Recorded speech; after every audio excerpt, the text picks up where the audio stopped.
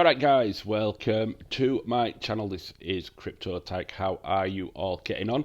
In this video I'm talking about, what happened on Friday and where we are now, and especially those people who hold Kaspa. It was a great opportunity at the time, and I think it gave a good reality check for people of why I've been saying that it's important to just not FOMO into Kaspa and to buy dips and look out, and there'll always be opportunities. And I think a lot of people have sort of felt that, especially if they experience that crash real time, because when you're experiencing that crash real time, it brings things home to you, and you realise that black swan events can happen, and that's what I've been talking about. And funnily enough, I was watching Mitchell Lim's videos. Now, I've been critical of him a lot, but he's got Bitcoin as well. So that is like a hedge against Kaspa failing, which is sensible. So I don't recommend having 100% of your portfolio in Kaspa. I think it's a really bad idea. It's high risk, and I think people that do have 100% of their portfolio dedicated to Kaspa are really at high risk. I don't think they realise that things can fail, and you've got to hedge against that. Now, an interesting thing he said on his video was he's thinking of getting into gold and silver, and I've got a bit of advice on that actually. I'm in gold and silver, and this brought it home to me why it's good to have gold and silver as well. I use Trading 212, and you could get it as a digital asset, but I kind of do it on Trading 212 as a hedge against anything going wrong with crypto, full stop.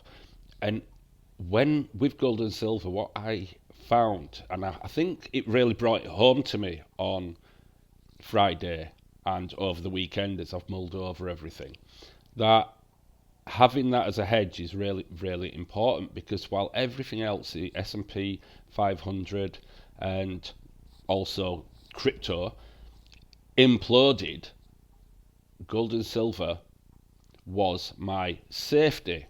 It didn't, and it is all nice and green and happy. And that you can, in times of, even if, like I mentioned yesterday, if there's a World War III, which could happen, is always at hanging risk, or any other events. We've been through a pandemic, we have, these things can happen, and we're in a generation now where we've experienced these things actually happening. Just because we haven't yet experienced a world war doesn't mean it can't happen. We hadn't yet experienced a global pandemic, but it happened. So having a hedge on gold and silver is a really good thing to have, because in times of disaster, that is where the money is. That's where you need to have your money. And this is why I recommend, and I saw it over the weekend, just looking at it, and I'm like, yeah, it's not affected it. And it hedges you against inflation as well. So if you're looking for other things to invest in, and obviously this isn't financial advice, and I'm not a financial advisor, and you want that extra security, then it's always worthwhile having a hedge in gold and silver, and just, you've got something there, and treat it like a strategic reserve. Again, that's what I do. It's something I'm not going to break into. It's just something that gets topped up. And with Trading 212, one of the things you're able to do is, if, like I do, and I'm not selling it, but it is useful. This is what I do. I transfer the majority of the money that I've got in my bank out of the bank into that. Now, I get 4% interest just while it's sat there, which is more than I get in the bank for a start. I get cash back every time I'm spending, so I'm earning from that. Not only that though, I can automatically set it so I get money DCAing into gold each month. But not only that, when I make a transaction, I've got it set so the You know, like they say, you can save change with a bank and it puts some into a savings account. Well, you can do that with your gold and silver. You create a pie and you can set your settings so whenever you're making a transaction, the change goes into your gold and silver pot. And that way, I've been able to build it up and up without even realising. I'm like, oh, have I got that much? Nice one. And that happens every time you make a transaction because you've got a card with Trading 212 on your phone. And I think you can order a physical one. I know you can with Revolut, but you can tap that and your phone and anywhere you want, and you'll get that. You also get cash back for every transaction as well, and that can be automatically sent to your gold and silver pot as well. So you're doing it without even realizing, and all that money that you weren't, that leaks really on nothing, it's going to good use, and you're just investing passively without even realizing it. So that's useful. So back to crypto though.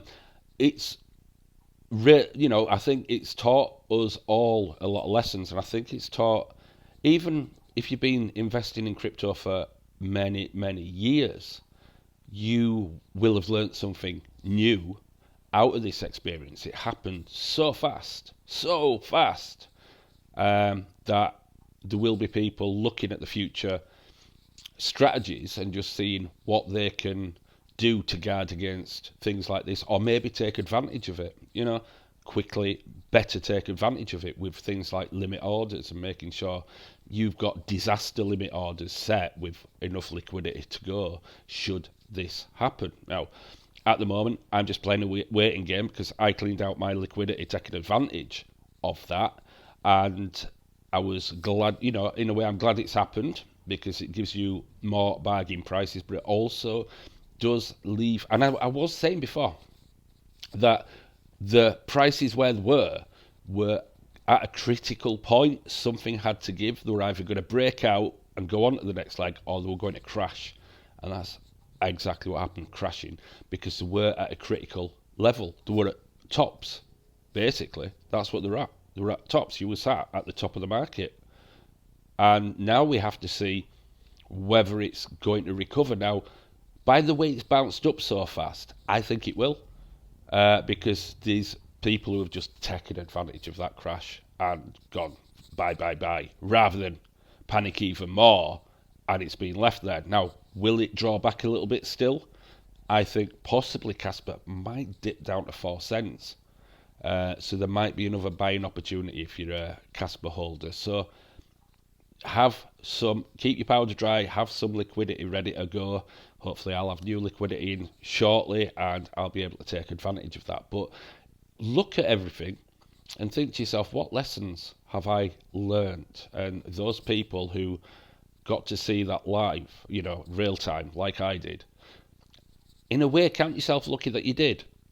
It's a massive black swan event, and we're not entirely sure why at this moment in time. I'm sure more news will develop as the week opens and the working week opens, and we'll get a better idea of why it's happened. Now, bearing in mind, it depends why, and the reasons for why could push the market down again. That's why I've said prepare for aftershocks. But at the same time, I'm quite confident because of the fact that they did recover quite quickly. It spiked down all this, did it take place in something like 15 minutes? 15 minutes.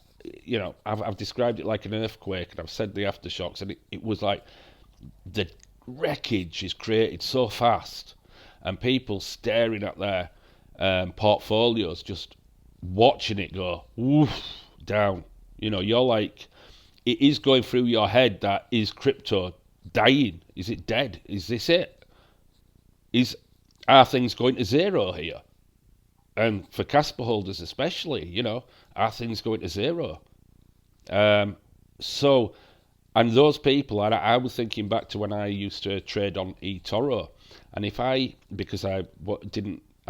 you have to do that. I didn't have any way in the UK of accessing crypto on the major exchanges or anything, or even some of the smaller ones, without and other trading things without ID.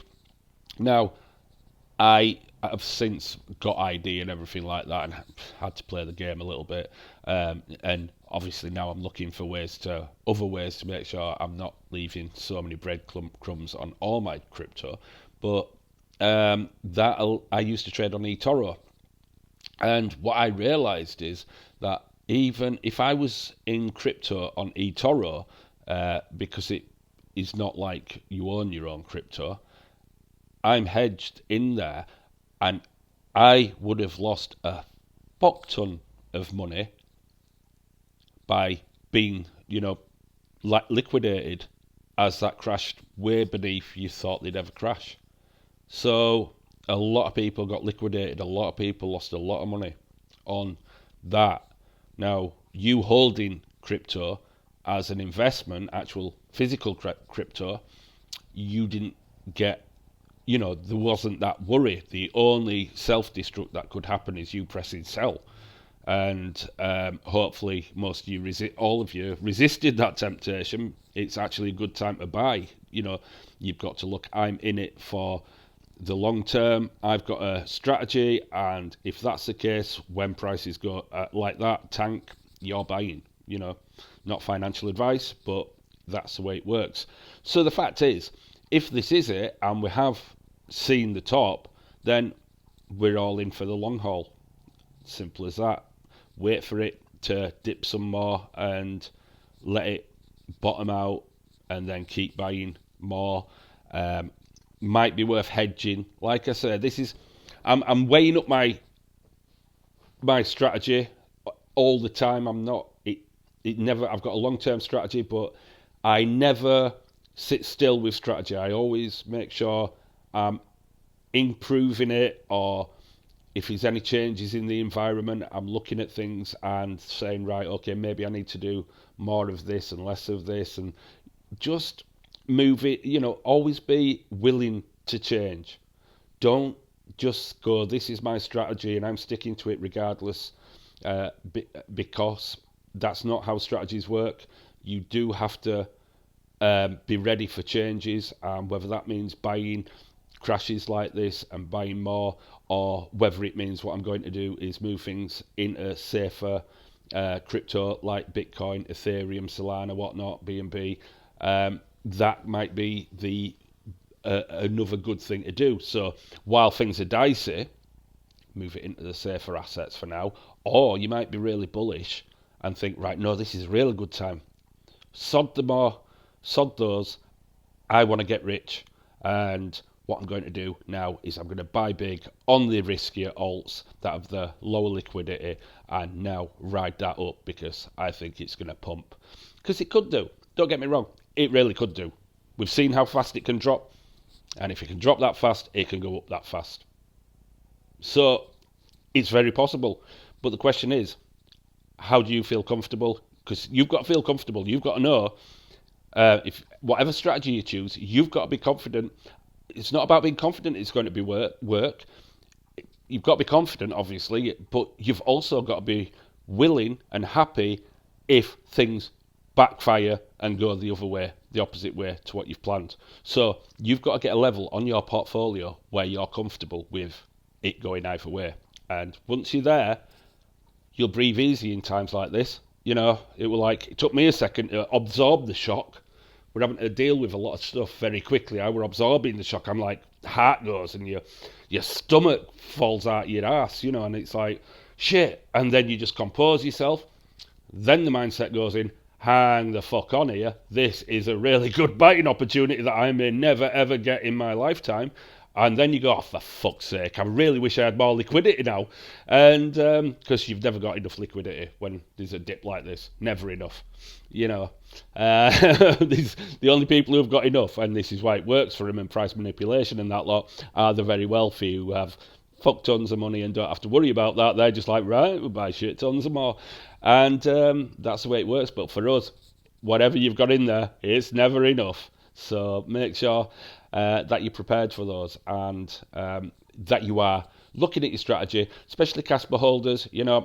Yes, it looks a great time to buy, obviously. That this is going to get your average price down a great deal. So if it goes sideways for a little bit, maybe dips a little bit into the 4 cents mark, maybe even 3. You might get 3 again. Let's just see what the news is on Monday. Make sure you are properly prepared and you're not just, don't play it strategically.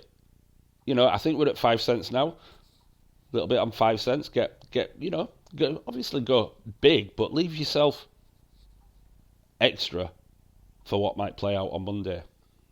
So that's all I'm saying. It's a good time, very good time if you're a Kaspa holder to buy Kaspa, and there's a lot of other decent priced alts at the moment. We are getting massive discounts, but do remember there is risk behind that reward that you're looking for. Anyway, that's just my thoughts for now, and I will catch you later, guys. Have a good weekend, what's left of it, and leave a comment as well. Let me know what you're planning on doing, how you felt, and how you're feeling about your Kaspa. Have you lowered your average price? And how well have you done out of it? Also, leave a like. It really helps with the algorithm. And do subscribe, because I'm nearly at 100 now. Thank you to everybody who's subscribed so far. And I will catch you later. Bye-bye.